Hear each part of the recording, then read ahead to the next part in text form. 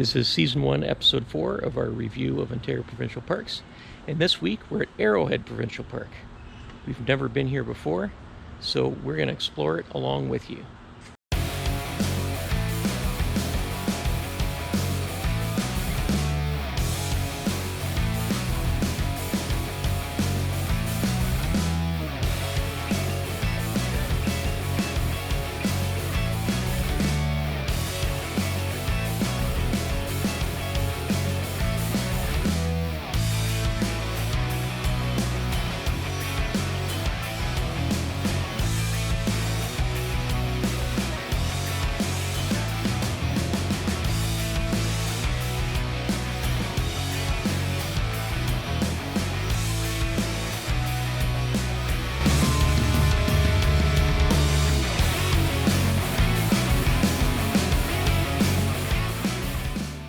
We just followed the signs to the trailer dump and potable water pickup.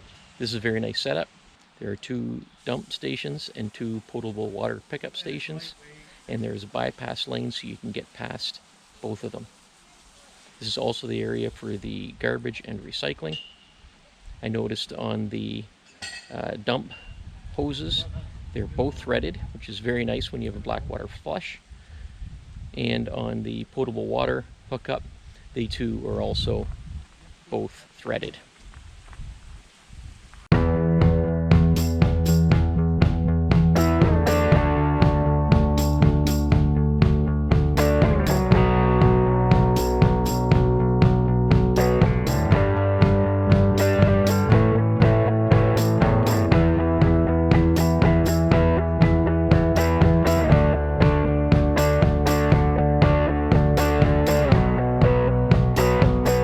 Here we are at the brand new visitor center at Arrowhead.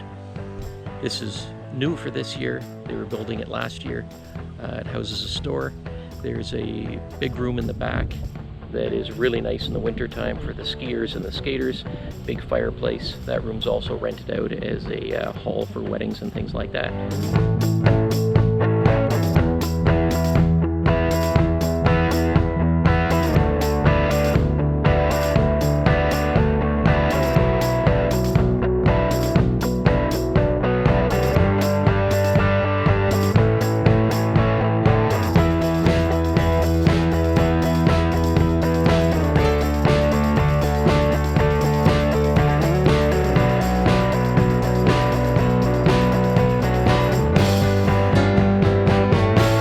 At the visitor center, and we were talking to the assistant park superintendent, and he was saying that the wintertime attendance in the past couple of years has gone up 2,000%, and that's because they started ice skating. And what they've done is they didn't do the ice skating on any of the rivers or anything which could be dangerous. They did it on the roads, and they have a Zamboni, and they clear off the roads. They have a fire and ice night where they have tiki torches all along the route. And really brought a lot of people to the area and helped out the businesses in the area a lot. Because of all the extra winter visitors, they've had to add about 1,000 more parking spaces. They put that in by the visitor center, because in the winter people aren't staying here too much. There's some cabins and stuff, but most of the people are staying in town, like I said, which helps the economy a great deal in town. And they're coming here for the day, and they need a spot to park. So the park is really moving ahead to try to meet the demands of the new clientele. They're doing a great job at it. So we're on the river now, going down to Stubbs Falls. It's a nice leisurely paddle. The water's pretty low, so every now and then we have to get out and just walk it over the shallow spots. This is a real nice little kayaking route. You can also kayak or canoe or paddleboard in one of 2 lakes, Arrowhead Lake and Mayflower Lake. There's about 20 kilometers worth of trails for hiking and cycling. In the wintertime, they have like 30 kilometers worth of trails for cross-country skiing. And they say another approximately 20 kilometers of trails for skate skiing. I'm not really sure what that is. There are 202 electrical sites and 178 non-electric sites. And there are 5 beaches: Beach 1, Beach 2, Row, Lumbee, and Dog Beach. In Dog Beach, you have your dogs on a leash, but you can hang out at the beach. And then there's also, it's not technically a beach, but it's the pet exercise area, and you can take your dog there and have it off leash, and it is along the shore of Arrowhead Lake, and it can run and play off leash there and get a lot of exercise. The park gets about 130,000 visitors in the summertime and about 60,000 visitors in the wintertime. You can rent canoes, kayaks, paddle boards, and bicycles at the rental area. In the wintertime, you can rent the snowshoes, cross-country skis, boots, all that sort of stuff. This park is a park for all seasons.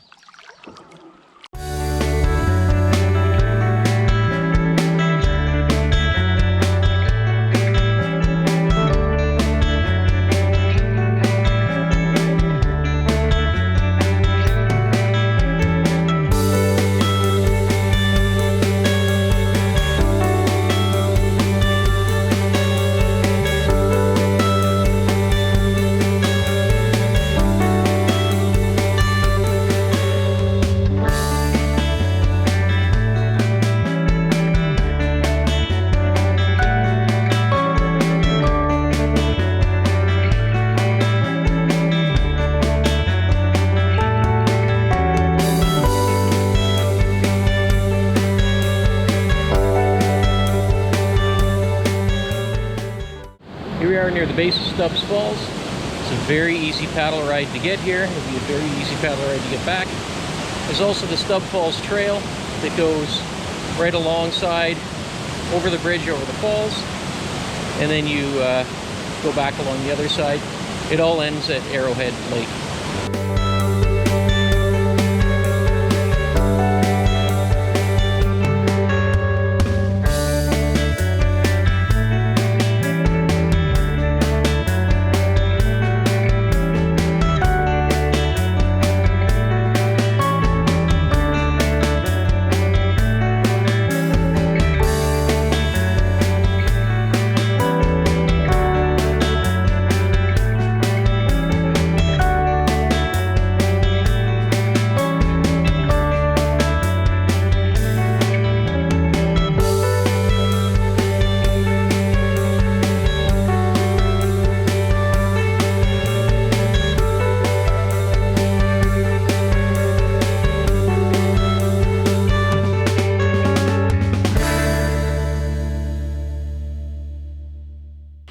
This is Row Campground.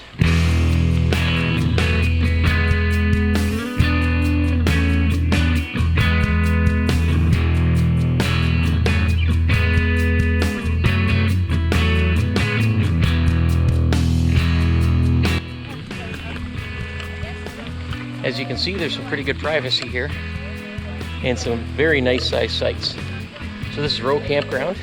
It looks to be really good for travel trailers. This is Row Beach. From the parking lot looking down.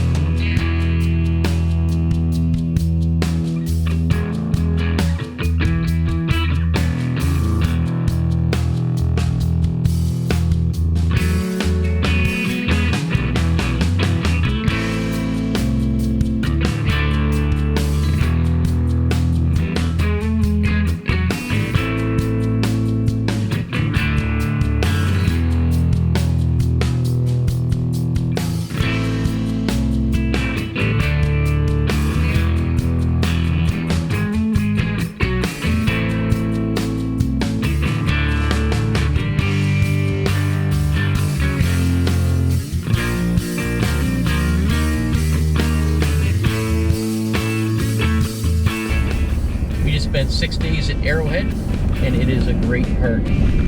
Now, we weren't able to use everything that the park has to offer for two main reasons. Number one, it was hot. Really hot. Hot. Like our air conditioning was on 24/7. Right now, it's 31 degrees Celsius. With the humidex, it's in the low 40s. So for most of the week, the area we were in was under a heat advisory, and the humidity was ridiculous. Even this morning when we're packing up, it's 24 Celsius, which is a nice temperature. But the humidity was so much, I just sweat like crazy. It's mid-July. Yeah, it's just so hot. So because of that, we really didn't do a lot of strenuous activity. And the second reason we didn't take full advantage of it... Flies, black flies, mosquitoes were awful. Actually, no black flies, but deer flies and mosquitoes. Bites on bites. It was crazy. Arrowhead Lake Trail, which you can cycle and hike around.